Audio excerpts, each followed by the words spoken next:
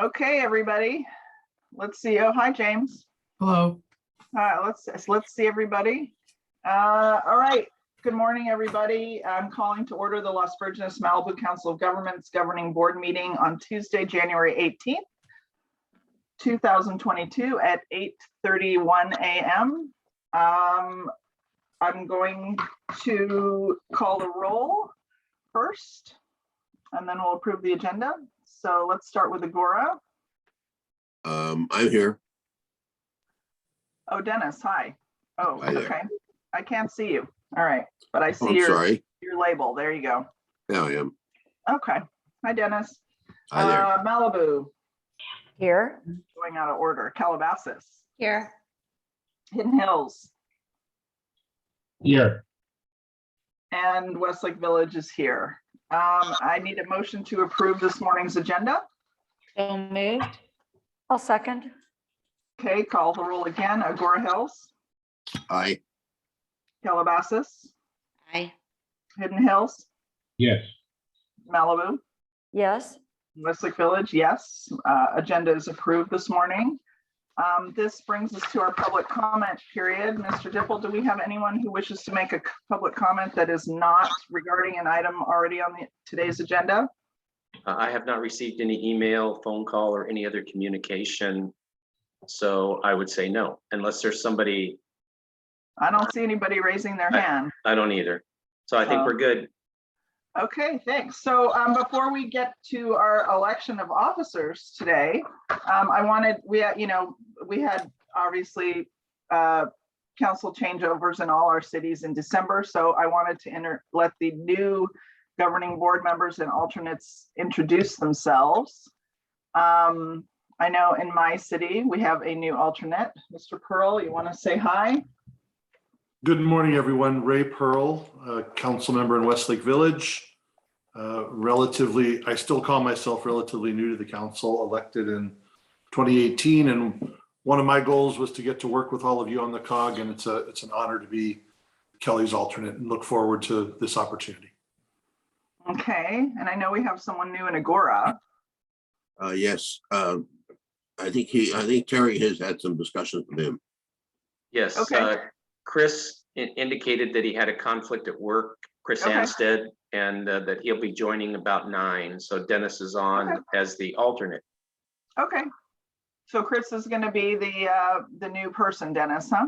Okay. Yes. All right. Well, we'll say hi when he gets here. Anybody else have anybody new they want to introduce?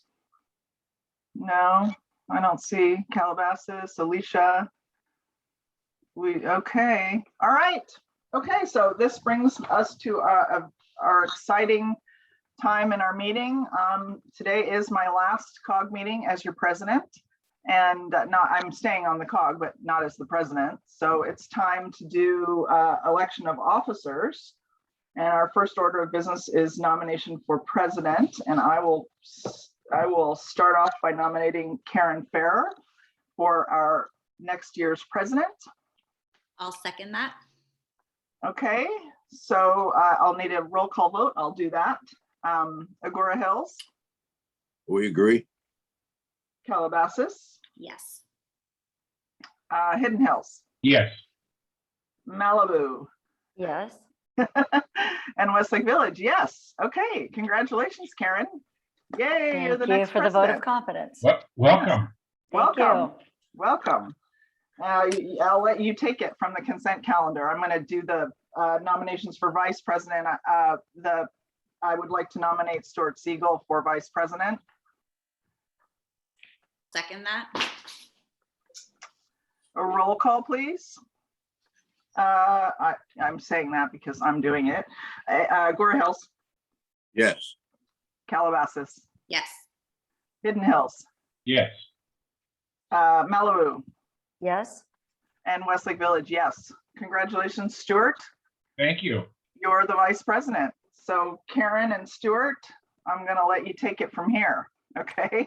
Thank you, Kelly, and thank you for your leadership the past year. Of course. It's my pleasure. Okay, consent calendar. Are there any members of the public signed up to speak on any consent items? We have none. Okay. Terry, would you like to, are you going to say anything about the financial statement? The financial statement was emailed separately and was posted. We had a little bit of a family emergency in the Agoura Hills Finance Department, as you know, who serves as treasurer on last week. And so it had to be done this way, but we did get it posted and it was emailed to you. So there's really no surprises there or in the minutes. Okay. All right. Thank you. So we just need a motion to approve. I will move to approve the financial statement. The consent or the statement? Terry, the entire consent calendar? or Yeah, the financial entire statement? consent calendar. Okay, I will move to approve the consent calendar. Second. Okay, roll call vote. Agoura, Yes, Calabasas, Yes. Hidden Hills, Yes. Malibu, I vote yes. Westlake Village. Yes. Okay, thank you. Terry, would you like to give your executive director's report? I'd be happy to. First of all, I want to alert you to something that I've been working on for the past year. And I've talked to the city managers about it, and I've mentioned it casually in passing to some of the board members, obviously Kelly. As all of you know, with Supervisor Kuehl leaving office at the end of this year, she's been a great partner with the COG in distributing Measure M and Measure R funds over the years. And as you may know, the county has a little over $12 million in Measure R money, and that's from 2008. That is remaining. They started with their allocation was 35 million. And over the last 8 years, Supervisor Kuehl has just been awesome to work with in supporting the various city projects. However, I spoke with her deputy last year about trying to allocate and program the remaining funds of $12 million, which would be in addition to the Measure R funds that the COG cities receive. And and that's been in the works for about 6 months. And we had our meeting with Metro's executive leadership team on Friday, the planning and finance people, and they agreed to support that.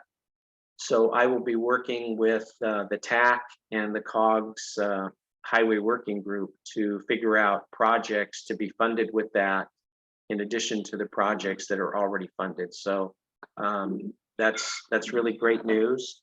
The other thing I wanted to alert you to is that even though our hazard mitigation plan that the COG updates every 5 years is not scheduled to expire until August of 2024. So it's a little over 2.5 years. But that process has generally taken 18 to 24 months in the past.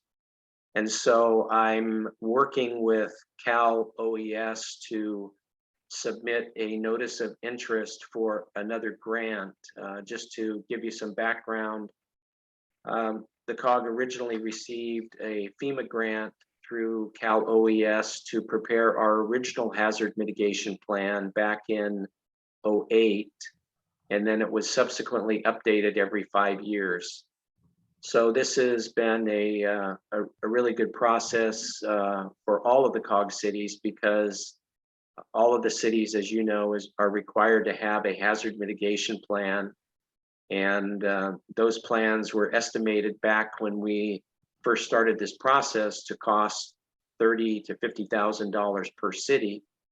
And we were able to get the grant to do the hazard mitigation plan for all of the COG cities.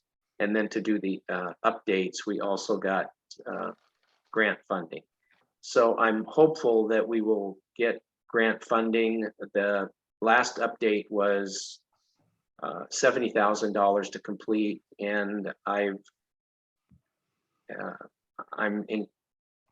the notice of interest grant that I'm submitting will be for 80,000, just taking into consideration inflation and that everything else is going up. So if it's not that high, obviously we would just get a grant for the amount that would cover the consultant.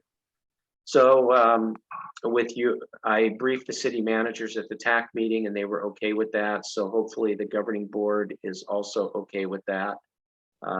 I will bring back the status once I have a better understanding of where we are.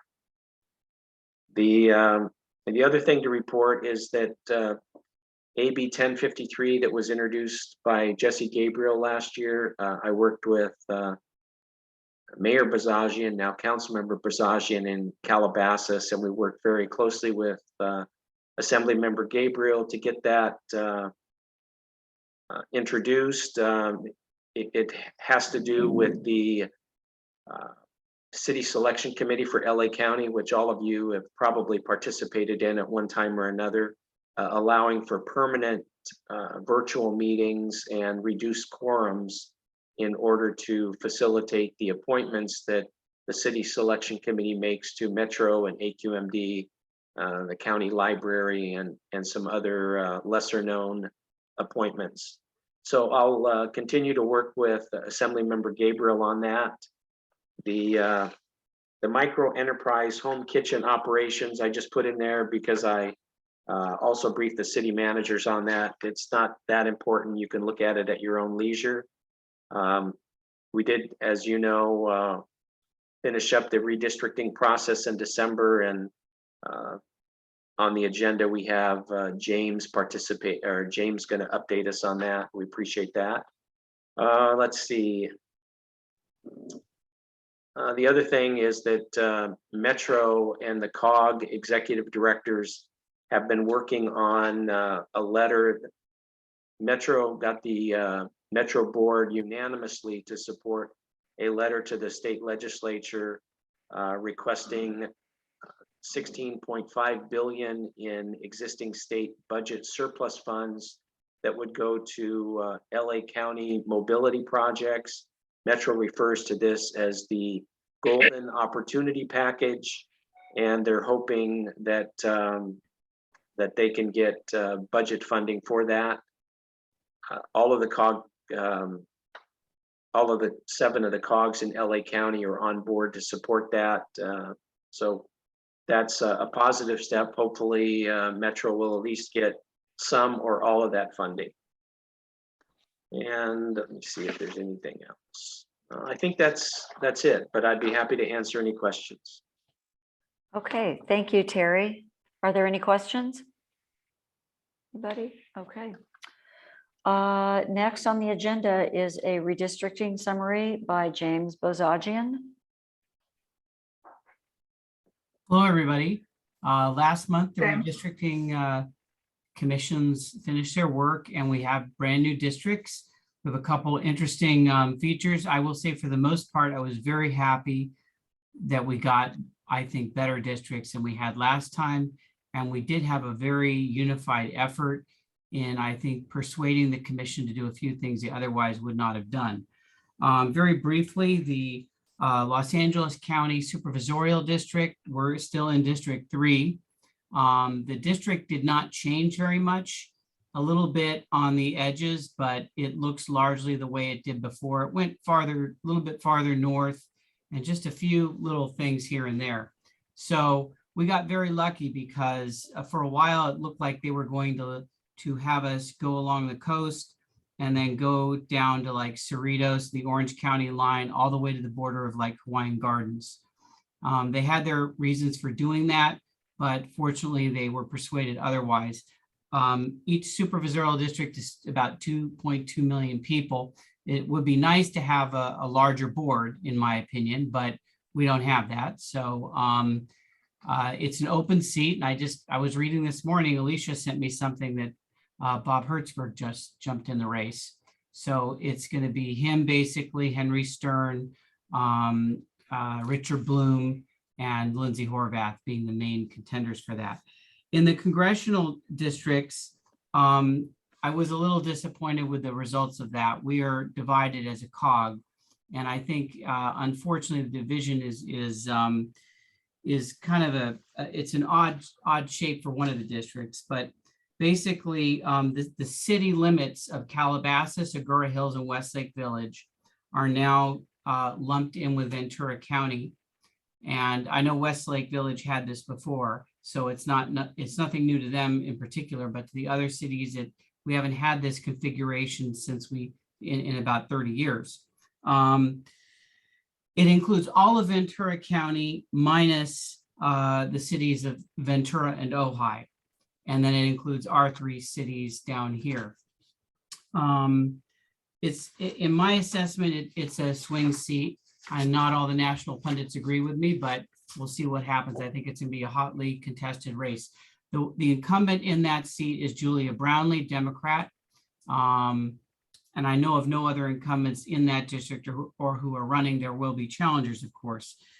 That is seat 26. Seat 32 is the other part of our COG area. That includes all the unincorporated areas of the COG and the cities of Hidden Hills and Malibu. That district 32 goes north to Granada Hills.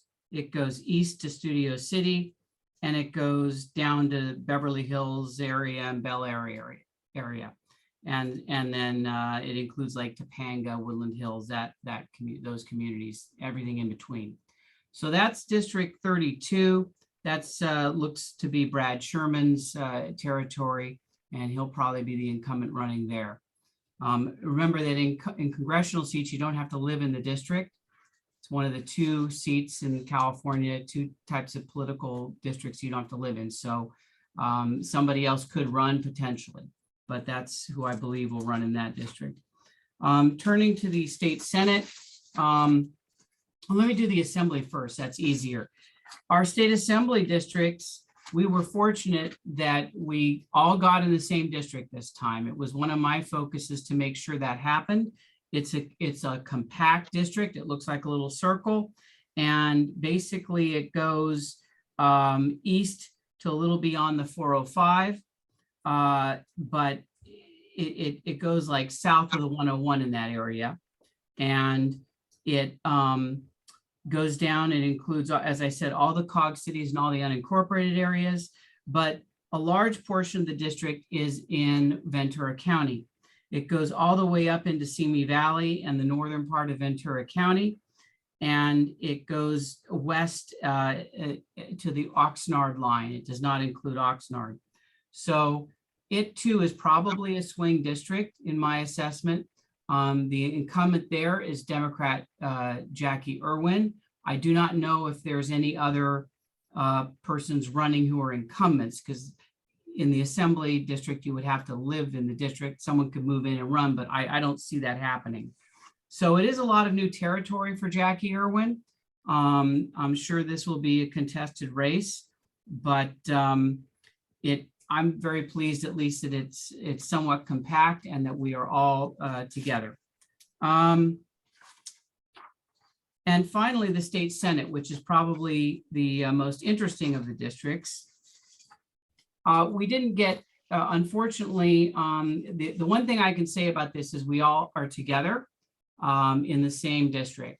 That was not the case until the very last week when I really lobbied hard to make sure that we were all together. And the last change they made statewide was to put in Hidden Hills and unincorporated areas into our district. So at least we're in the same district.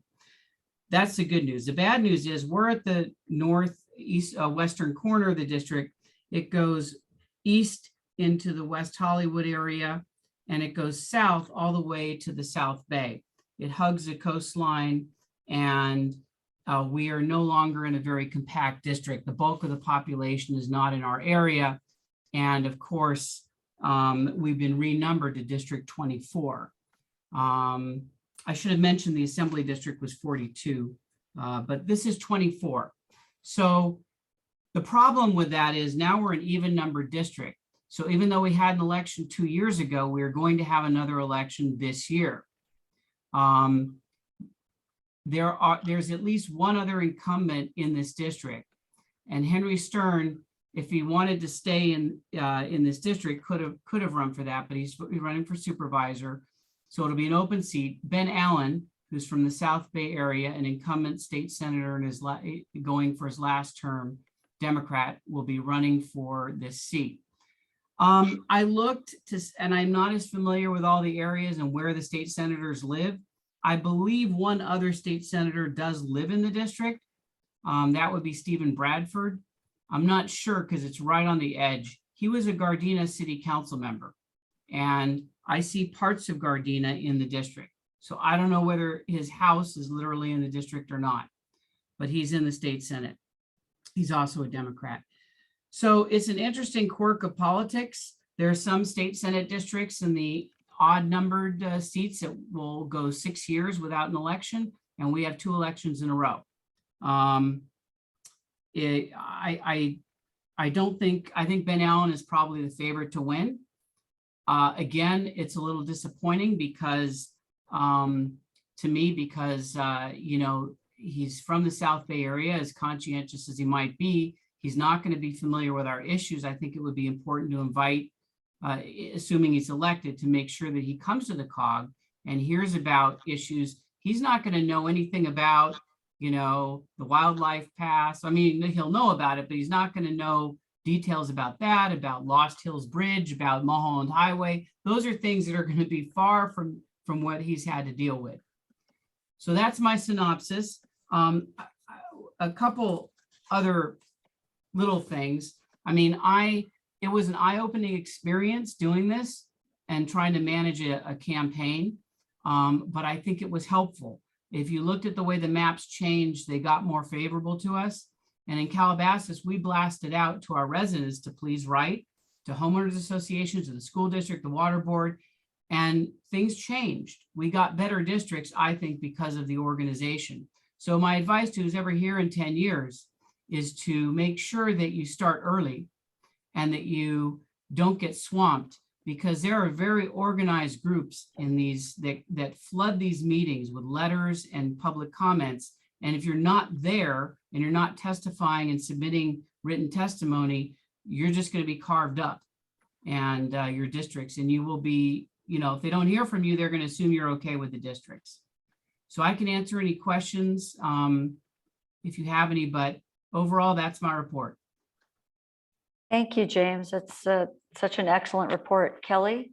I don't have a question as so much a thank you for James. I don't think I realized, and probably most of us realized, how much work this was and how much advocacy James did for our COG. I mean, it was enormous. Just for me personally, having never been through a districting thing, just to get his synopsises and, you know, the multiple maps and all of this stuff. Thank you, James. It was a huge job that you did for our COG, and I just wanted to, you know, on behalf of my former presidency, I wanted to thank you for everything that you did.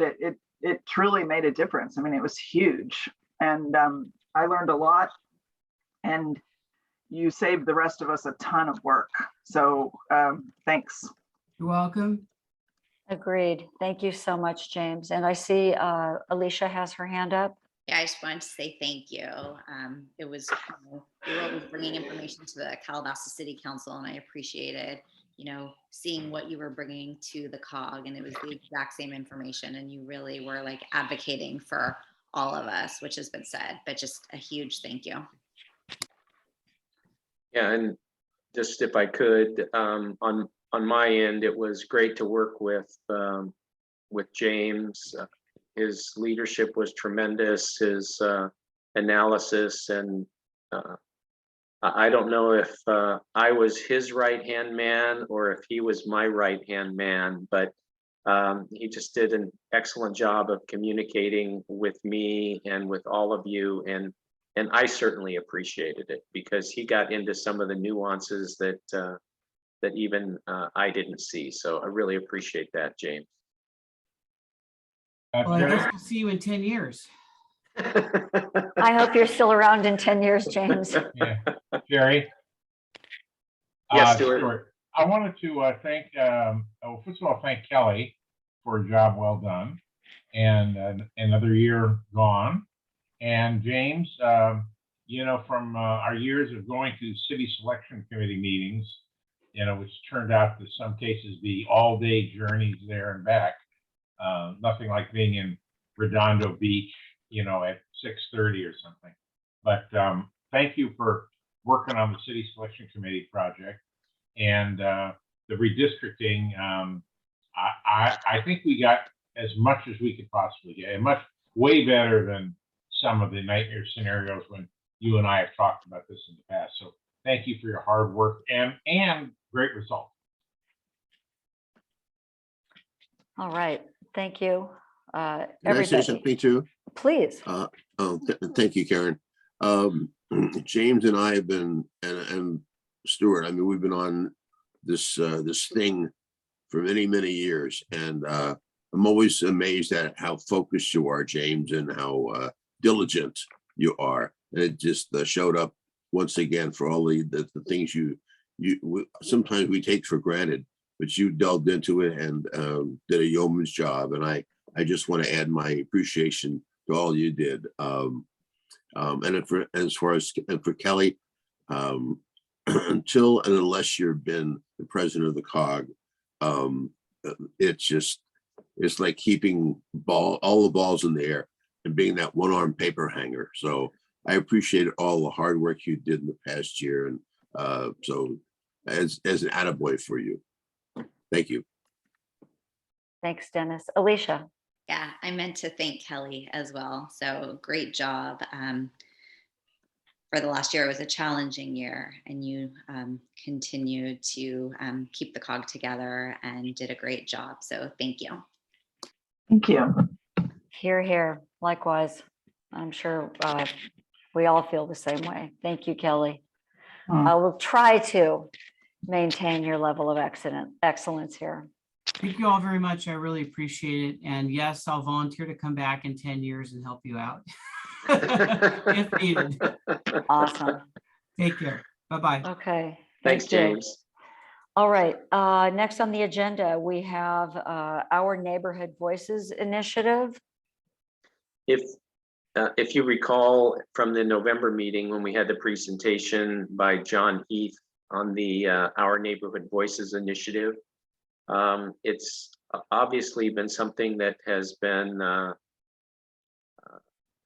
don't want to say controversial, but something that is certainly being talked about and supported and not supported. And so I thought it would be a good idea just to have Jeff from Cal Cities present a overview as to why the league is waiting to take a position. And then Rachel Wagner from SCAG is also in the meeting, and SCAG's regional council supported the initiative. So I thought it would at least give you a little balance of what's out there for further discussion. So maybe Jeff, you could kick it off. Great. Good morning, everyone. I'm with the League of California Cities. I just wanted to obviously touch base a little bit about our Neighborhood Voices initiative. We at the League of Cities do not have a position yet. Our board and our working group, the ACA 7 working group, which included members of our environmental quality and housing committees, did take a look at this measure and spent nearly 10 hours sort of discussing it and debating it. Ultimately, the working group recommended no position, and our board, who met in the beginning of December, has decided that they want to wait and gather more information from our membership, and then they will revisit it in the spring. Many of the concerns that, as I watched the board meeting, the ones that were virtual, and watched the working group, what I would glean from what they were concerned about and from their statements after their meeting, the board was very concerned that the drafting of the measure is really not airtight. It is going to be, so it's not airtight. It would also create a disjointed patchwork approach to management of regional issues. Neighboring cities could be pitted against one another. They could have very different opinions about what would can be used for land, the land uses in their neighborhoods. And of course, as one of our strategic priorities for the year, they were also concerned about a patchwork of responses to disasters. You could have potentially earthquakes, fires, and floods, which depending on each city could have different reactions to these disasters based on the land use in those areas. So the board was also concerned with the environmental justice possibilities that disadvantaged communities would backtrack under this initiative, because it would be sort of a patchwork of enforcement and different laws going back through each different city. So that's just sort of some of the reasons why our organization has not taken a position yet. I don't know if James is still on, but we are planning on, he's the president of the LA County Division, and we are planning to write a letter from our board from the Los Angeles County Division Board to the Cal Cities Board in order to express some of our opinions and desires. If you have input, you're certainly definitely able to share that with me, with James, the president, or your representative on our board, Laura McCorkindale from Hidden Hills. So I'm not an expert on this measure. I've listened to a lot of people discuss it, and I know that the lawyers seem to disagree. Our lawyers seem to disagree with what our neighborhood voices think the initiative really does. So there is a lot of controversy. CEQA seems to be caught up in this, so although we're really not sure, it would probably be left up to the courts. And I know Terry and I have had this conversation, but the League of California Cities as a statewide advocacy organization we're taking a very serious look at this.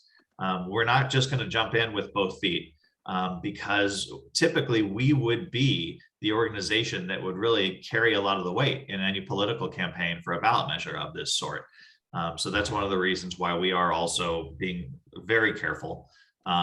Because if we go in with a support position, that would likely include a commitment of resources, funds as staff time. So that is just some of the things we're thinking about.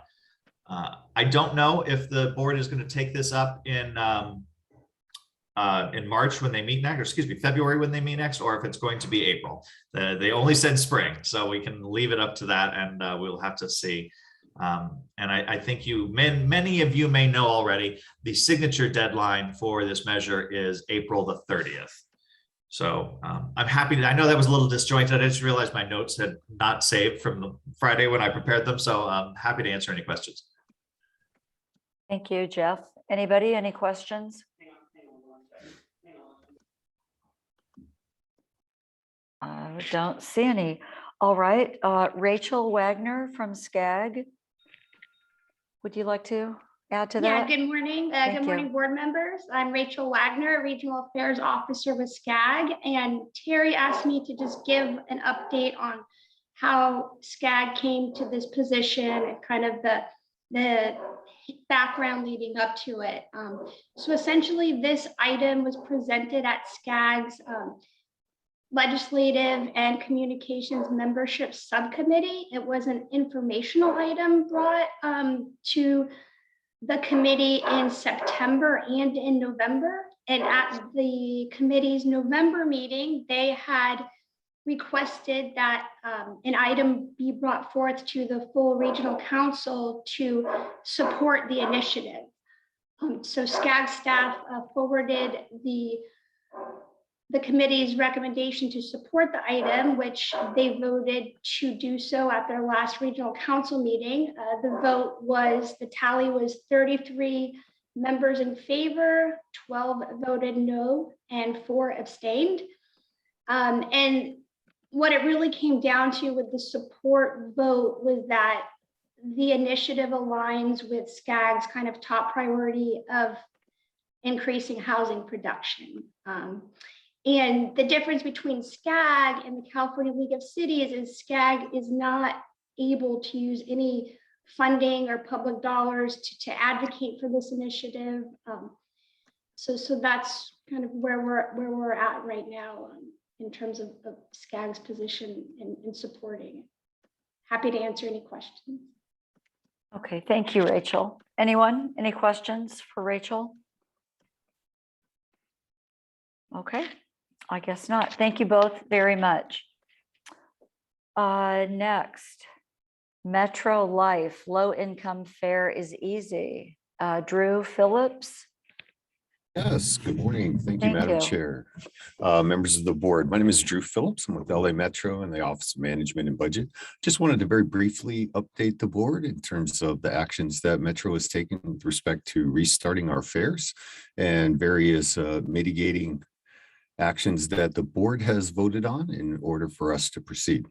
As you know, we started recollecting fares this past Monday, January the 10th, in order to welcome people back onto the system. The board voted to reduce all of our regular passes. That would be a day pass, weekly pass, and a 30-day pass by 50%. So that would take a day pass down from $7 to $3.50 and reduce a 30-day pass all the way down to $50. Now that's for all of our regular riders. One of the other actions that the board voted to take was to seek to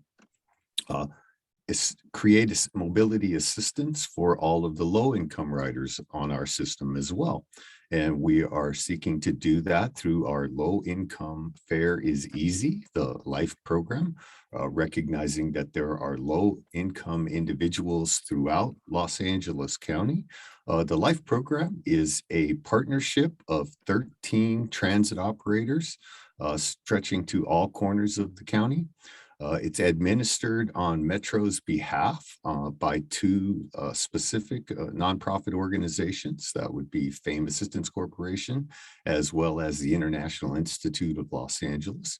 And they oversee a series of 500 various community-based organizations involved in virtually every aspect of social services provisions to individuals throughout Los Angeles County. Now, the LIFE program is a subsidy or discount program in which an individual can receive up to $24 a month discount on a regular pass from any particular, again, participating operator, or a $6 a week discount on weekly passes or their equivalents with the operators, in order to further incentivize those low-income riders and enrolling in the program. We're continuing to offer the full subsidy and discount on a Metro pass, which, for example, would lead to a $100 regular monthly pass with the discount of 50%. And the discount on top of that related to the LIFE program, ultimately priced out at approximately $26, which would lead to $1 a day for transit service throughout Los Angeles County. The other thing we're doing to incentivize individuals to enroll in the program is to provide a free to the patron 90-day pass, again, good for trips on any operator participating in the program.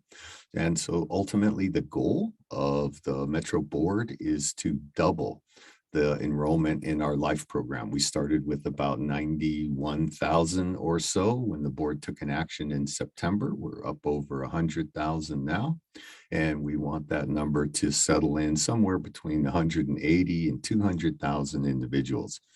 We know that Metro itself has one of the highest ridership of low-income individuals as a share of total ridership for any property in the nation. And so the Metro board is really trying to offset some of the higher costs of mobility. Our program was noted by the Transportation Research Board as having one of the more expansive income levels in terms of how it's measured for people to be able to join the program. Our guidelines are HUD-based. We use the definition of very low income that is specific to Los Angeles County and the regions. Now, I know each of the jurisdictions in the county has been contacted by our various communication departments in terms of providing digital tools, various social media tools that can ultimately be used and promoted on your websites. And we would really appreciate any civic action taken by any of our cities within the district. Like I say, we know there are low-income individuals everywhere. And so we're really trying to reach out, help create awareness of the program, spread the word, as it were, and try and make sure that everybody who's eligible is able to do that. We're trying to enter into partnerships with the county, for example, with respect to their various social service program providers, DPSS, the housing authorities, on the presumption that we're all really trying to help serve the same constituencies. And so that's a very brief update. Certainly we can provide any additional information if you'd like. And with that, I'd be happy to try and answer any questions that any member of the board may have. Thank you for having me today here today. I appreciate it. Thank you so much, Drew. Anybody, any questions? Okay, all right. It looks like next we are on to reports from our member cities. Do we go in alphabetical order? Yes. Okay, Agoura. Sure, this is Mayor Pro Tem Chris Anstead from Agoura, and for those of you that don't know me yet, and the main update that I wanted to give today is our city is actually closed to, because of the COVID situation, that the city's closed to the public this week, but will open back up next week. And our city council is actually still considering when we're going to go back live because of the COVID situation. But right now we're still holding meetings remotely. Those are my main updates for today. Thank you. Okay, thanks so much. Next, Calabasas. Kendon had to step out, so he sent me a message to read, but Okay. we are back to virtual for the time being. Let's see, let me read what he wrote. On December 27th, city began requiring vaccination verification at city facilities. That executive order was ratified by the council resolution on January 12th, and staff is working with a vendor to have a testing site this Saturday for COVID testing. We're having, like everyone else, just huge issues from our residents that they're not able to find ample testing sites. So that's what we're doing. The COVID situation for our city staff has been pretty manageable so far, so we're fortunate for that. Thank you. Okay, thank you, Alicia. Hidden Hills. Hi, good morning. Yeah, not much different. We didn't officially close. We don't get a lot of foot traffic at City Hall. Our big area is our building and safety office, but we got him pretty walled in. He's the only one that gets foot traffic. So, and it's almost too difficult to try to move those building plans back and forth. So we've stayed open, very cautious, require masks to come in. And at this point, we're just holding and seeing. Hopefully we'll get on the downside of this. That's all I have, unless Stuart or Nico wanted to add anything. No, I think we're going to remain, we decided we'll remain virtual for the time being. We don't have any particular plans right now to go live, but we're going to watch the evolution of the latest variant. And we had a reorganization, and Laura McCorkindale is our new mayor. Steve Friedland is our new mayor pro tem. I think that's about it. Okay, great. Thank you, Carrie and Stuart. All right, next, Malibu, Steve. Thank you, Chair Farrer, and good morning and Happy New Year to everybody. Just to pick up on the reporting on COVID, city facilities in Malibu are also shut down due to the recent surge. We are shut down through January 28th, and we may revisit that, but right now it looks like we'll probably hold that. We're continuing to hold all of our city council and city commission meetings remotely. We'll take a look at that again, probably in February. Just wanted to quickly note, December storm, we got a huge amount of rainfall, obviously, that came through in a short period of time. We did have quite a few impacts to Pacific Coast Highway with some flooding and slides, and also had some impacts to private property, had some flooding and a lot of issues in the Sarah neighborhood as well from that storm. But all in all, we fared pretty well, and we're greatly happy for the reduced fire risk as a result.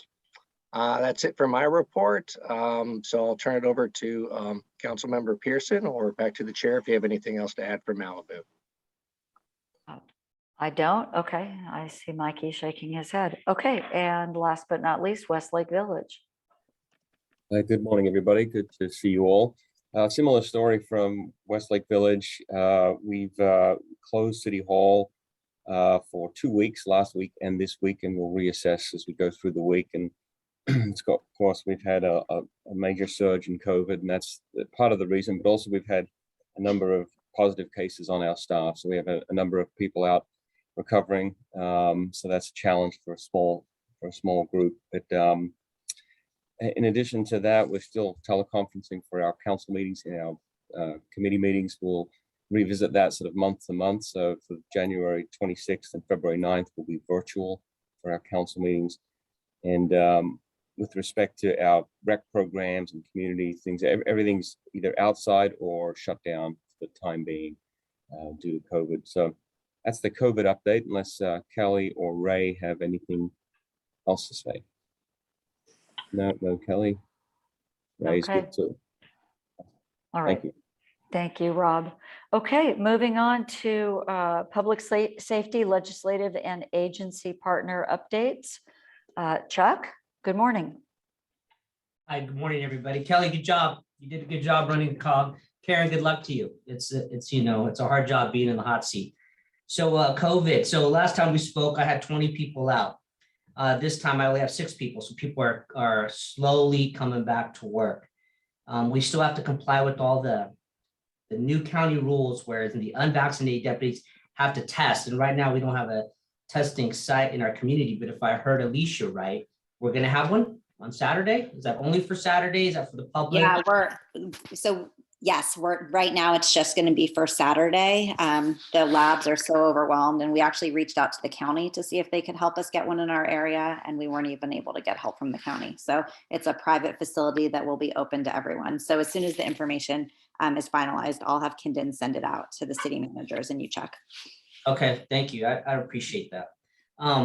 We're getting ready for a town hall in Calabasas this Thursday, community conversation. So in going over that, we're just preparing the numbers. I wanted to note that we, or to say your deputies, handle 250 calls a day.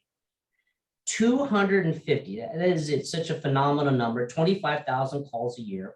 We make an average 44,000 arrests, and that doesn't even include all the times the deputies get injured. You know, the traffic collisions, illnesses, family issues. And I know Steve was talking about the floods, during the rains.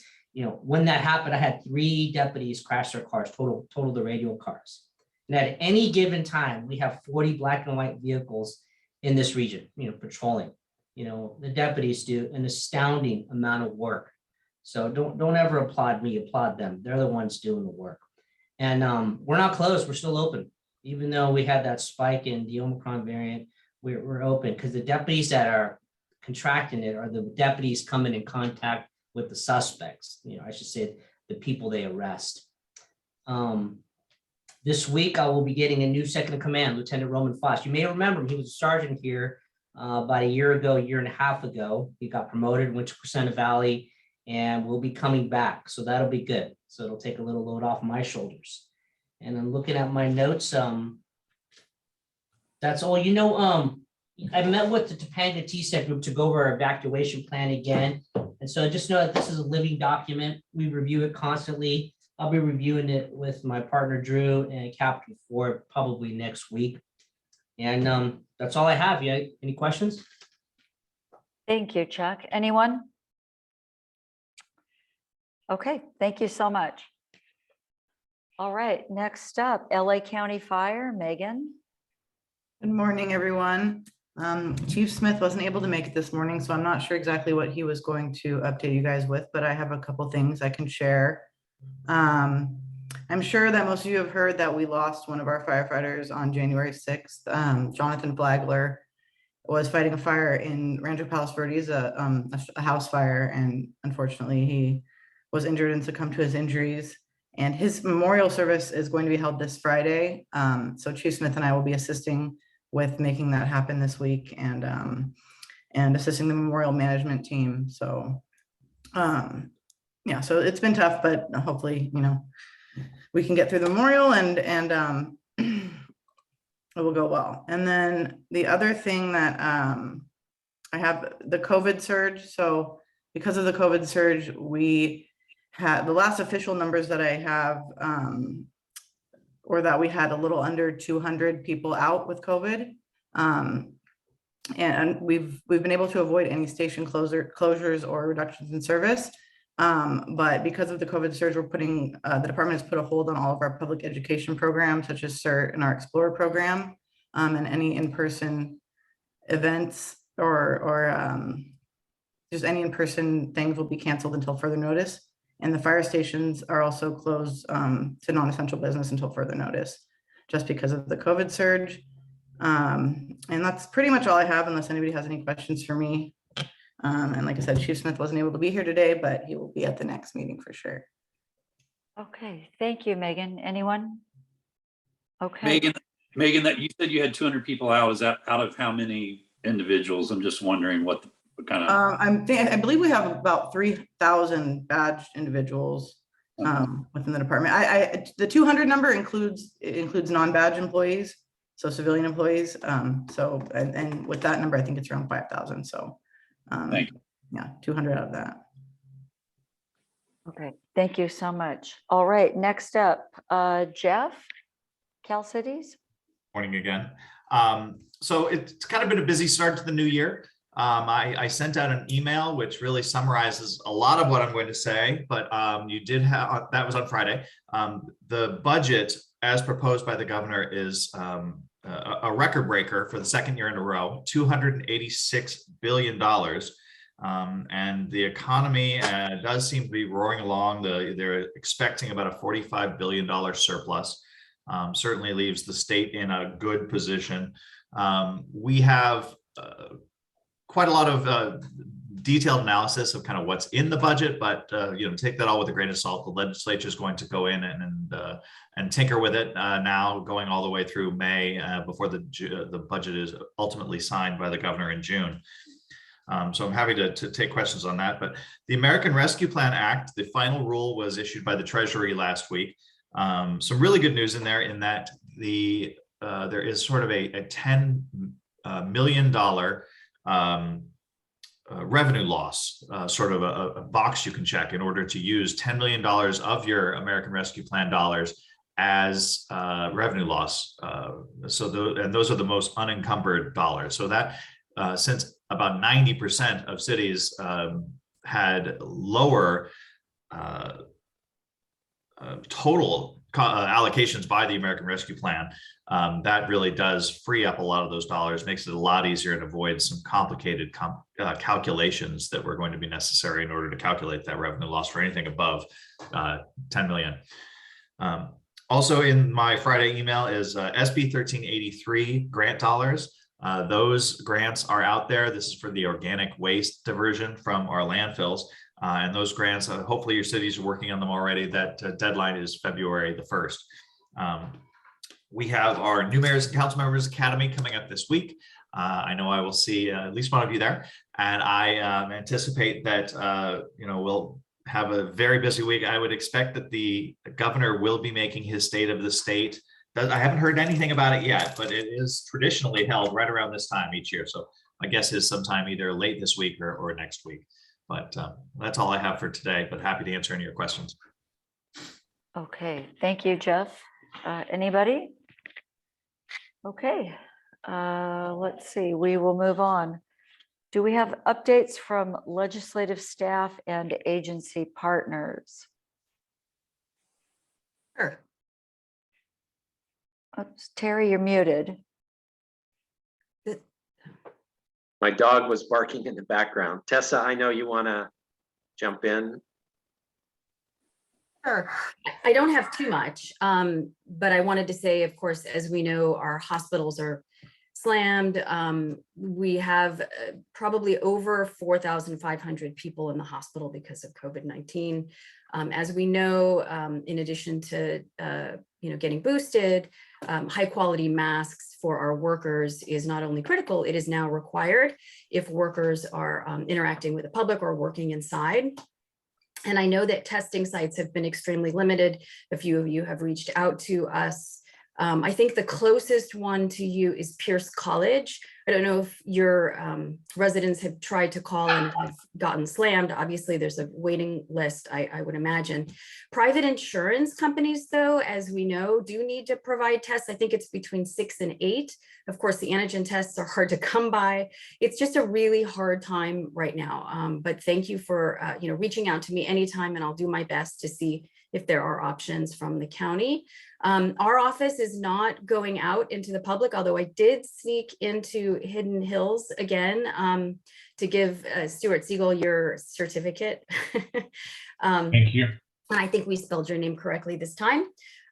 Basically, what we've been doing is getting to know the new parts of our district, and there is a portion that has expanded, and it happens to be where my office is. So we are getting to know Chatsworth and Granada Hills and Porter Ranch, and the small unincorporated area called Chatsworth Lake Manor. And of course, we have inherited the issues of Santa Susana Field Lab and Aliso Canyon. Although Santa Susana happens to be in Ventura County, we have the surrounding communities, and I think Hidden Hills is directly impacted as where I live in West Hills.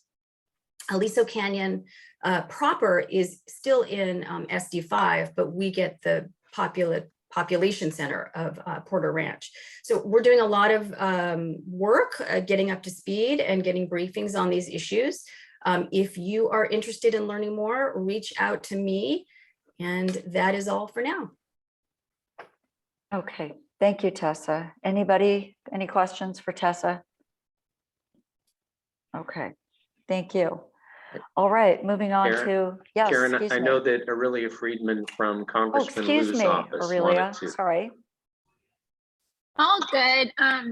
Like James mentioned, we are no longer going to be representing this COG, which is really sad for me because I love getting to know all of you. But it's not goodbye yet, because I will be still servicing and serving the area for the next year, since the districts don't go into effect until next year for Congress. So if you need anything from me, let me know in the next year. So I'm always here. Even after that, if you have any questions for us, so we're always around.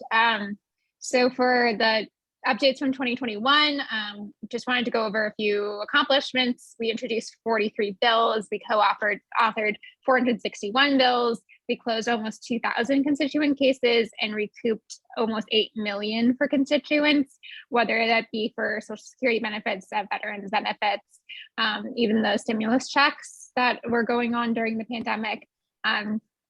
So good accomplishments there. We're having a grants information session. And I think I sent that out to Terry, and some of your city staff for Malibu, Agoura Hills, and Calabasas have received the invitation. Just wanted to flag it though. It's for the bipartisan infrastructure bill, and it covers areas like transportation, broadband, energy, and the environment. So it's a good opportunity on January 27th at 1 p.m.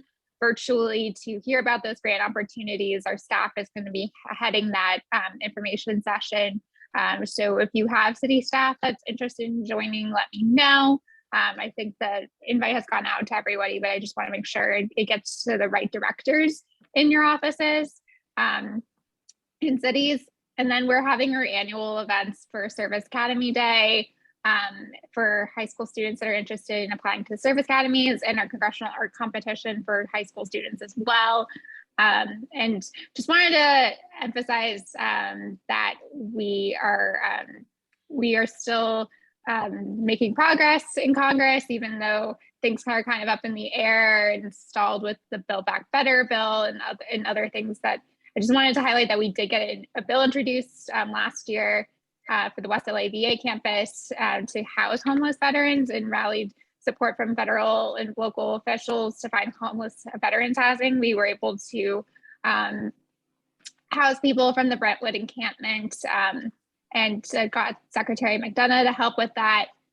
We have helped pass the American Rescue Plan, which was important to getting funding to all your cities, and the bipartisan infrastructure law, which we're excited to work with all of you on to make sure you can apply for those grants that are available.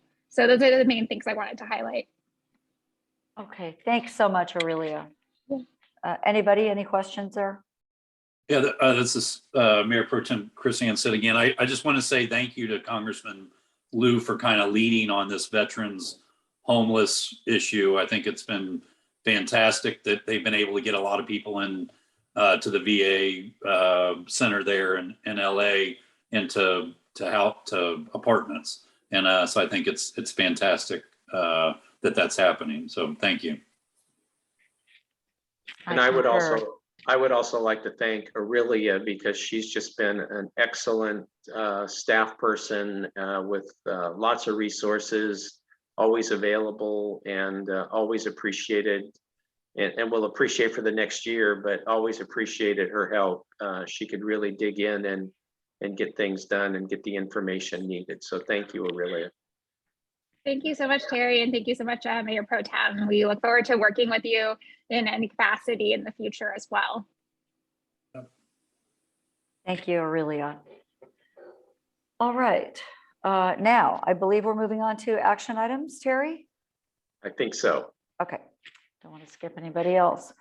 We have number 8A, the Metro COG MOU for board member support and contract extension with Maureen Micheline. Is that correct? Yes, that is correct. I just wanted to give the board a little bit more information than I normally do, since we have had a turnover recently in some of our board members and alternate, and along with the city managers who were not in their current positions back in 2015 when we first entered into the MOU with Metro to fund the board deputy for our board representative, R. Nigerian. And basically, just the short story is Maureen Micheline, who serves as R. Nigerian's board deputy, was a longtime Metro employee. And when she retired from Metro in 2015, she was going to be paid through the city of Glendale, which is where Ara serves on the city council. However, since Glendale, like all cities, is a member of PERS, and she was collecting PERS, she could not be funded through that arrangement. And so Ara approached me to see if the COG could facilitate this, and the COG board voted back then and has continued to support or continued to vote for the MOU that the COG has with Metro, which funds Maureen, and the COG does take a small administrative percentage just for facilitating the contract. It really requires no heavy lifting, but it does two things. Number one, and most importantly, it provides board support for our board member. And number two, it created a stronger working relationship between Maureen and myself, which always helps. So I just wanted to give you the background on that. And then there's two things. We have the MOU between the COG and Metro, and then we have the professional services agreement between the COG and Maureen to do that work. And so both of those are presented for you for a motion to approve. They were recommended by the city managers at the TAC meeting this month, and I would recommend approval. Okay, thank you, Terry. Is there any discussion about either of those items? Any questions? Okay, would someone like to make a motion to approve the Metro COG MOU and the 1 year? Terry, should we do those separately or together? You can do them together. Okay.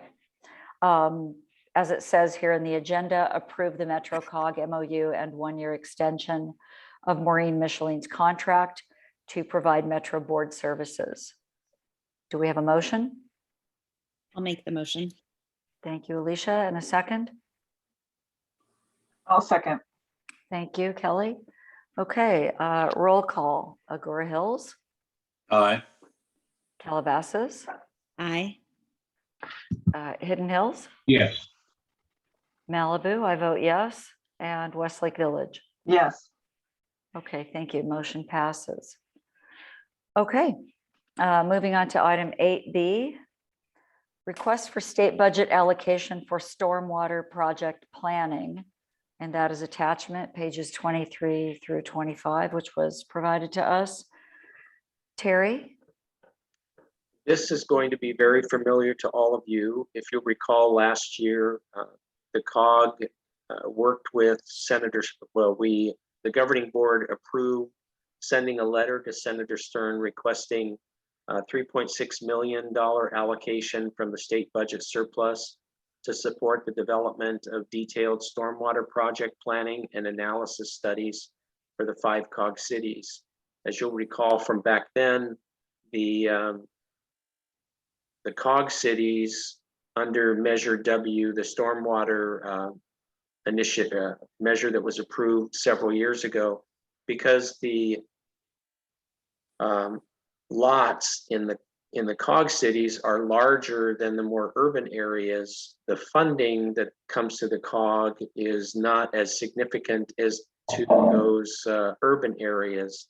And therefore, the North Santa Monica Bay Watershed Area Committee has not had funding available to do necessary studies and planning for stormwater projects for the COG cities.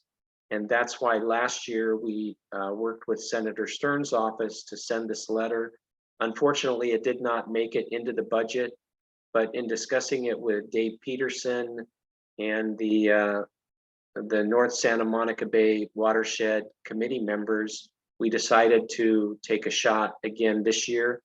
So we are, I've included the letter, an updated letter for this year to Senator Stern, requesting his help in support of the 3.6 million for stormwater planning. Happy to answer any questions. Okay, thank you, Terry. Do we have any questions? All right, then do we have a motion to approve the attached letter that Terry just described to Henry Stern requesting $3.6 million from the state budget for stormwater planning? I'll make that motion to approve the attached letter. Okay. I'll second that. Okay, thank you. All right, roll call vote. Agoura Hills, Aye. Calabasas, Aye. Hidden Hills, Yes. Malibu, yes, and Westlake Village. Yes. Okay, thank you. Motion passes. All right, on to number 9. Do we have any general comments? Kelly? I do. First, I wanted to say thanks to everyone for your kind words, and thanks to all of you for serving on the COG. I really liked being the president. It was fun, as fun as it can be virtually without me getting to see you in person. I wish that for Karen, that we can all get together in person in the soon to be near future. But I would be totally remiss if I didn't say thank you to my partner, Terry Dipple. Hi, Terry. I was hoping I could get a glimpse of the new dog there with me.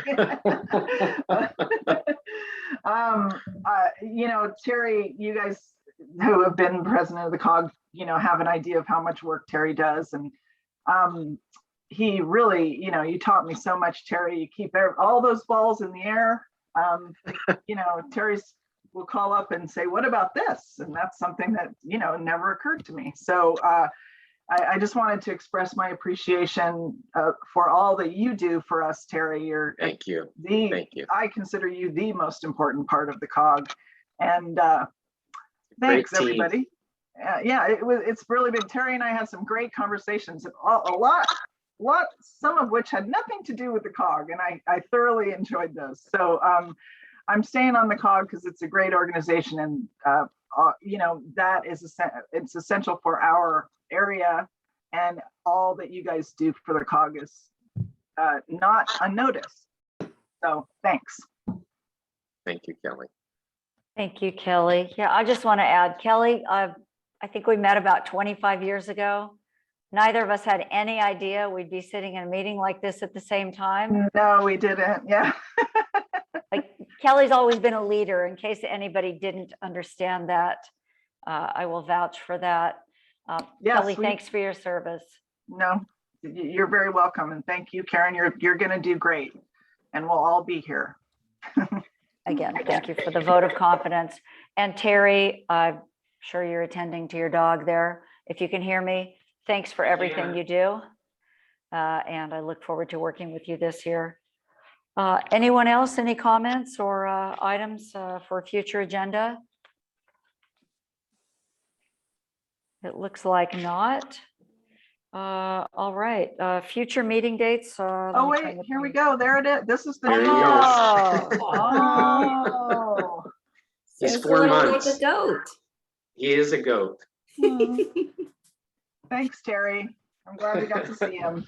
That's the highlight of the meeting. The silent partner of the COG. It's pretty sad.